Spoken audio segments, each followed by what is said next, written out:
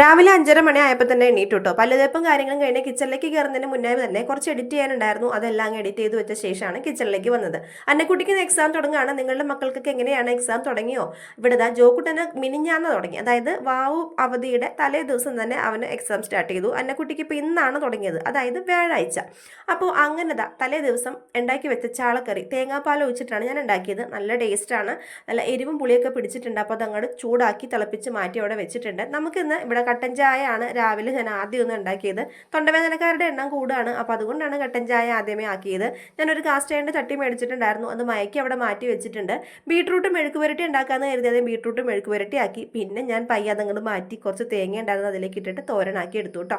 അങ്ങനെ ബീട്രൂട്ട് ആദ്യം മെഴുക്ക് പുരട്ടി ആവട്ടെ. നമുക്ക് അതിനിടയ്ക്ക് ഗ്രീൻ പീസ് കറിക്ക് വേണ്ടിയിട്ടുള്ള ഗ്രീൻ പീസ് ഒക്കെ മസാല ഇട്ട് അങ്ങനെ വേവിച്ചെടുക്കാം. അവസാനം കുറച്ച് മസാല ഇടും, ഉള്ളി മുളകും മുരിക്കുമ്പോൾ കുറച്ച് മസാല ഇടും. ഇതാണ് മെഴുക്ക് പുരട്ടി തോരനായ കഥ. അപ്പം ഞാൻ മെഴുക്ക് പുരട്ടിലേക്ക് കുറച്ച് തേങ്ങ ചിരകിയത് ഉണ്ടായിരുന്നത് ഇട്ടിട്ട് അങ്ങനത്തെ തോരനാക്കി എടുത്തിട്ടുണ്ട്. വഴുതനങ്ങ ഇങ്ങനെ സൈഡ് ചരിഞ്ഞിട്ടുണ്ടെങ്കിൽ നമുക്ക് മീൻ വറുത്തൊരു ഷേപ്പിൽ കിട്ടും കേട്ടോ. അടിപൊളിയാണ്, നല്ല ടേസ്റ്റാണ്. അപ്പോൾ മഞ്ഞളും ഉപ്പും മുളകും മല്ലിപ്പൊടി ഇച്ചിരി ഗരം മസാലയും വെളിച്ചെണ്ണയും മഞ്ഞപ്പൊടിയും എല്ലാം കൂടിയിട്ട് കുഴച്ചിട്ട് ഈ സാധനം അങ്ങോട്ട് ഇട്ട്, അതായത് വഴുതനങ്ങ അങ്ങോട്ട് ഇളക്കിയിട്ടുണ്ടെങ്കിൽ നല്ല മീൻ വറുത്തതിൻ്റെക്കാളും സൂപ്പർ ടേസ്റ്റിൽ നമുക്ക് വഴുതനങ്ങ ഫ്രൈ ഉണ്ടാക്കി എടുക്കാൻ പറ്റും.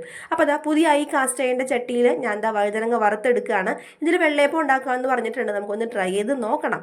അങ്ങനെ ഗ്രീൻ പീസ് കറി ആക്കി എടുത്തു. ലാസ്റ്റ് ഞാൻ കുറച്ച് തേങ്ങാപ്പാലിൽ പിഴിഞ്ഞ് ഒഴിച്ചിട്ടുണ്ടായിരുന്നു, പക്ഷെ അത് വീഡിയോ എടുക്കാൻ മറന്നുപോയി.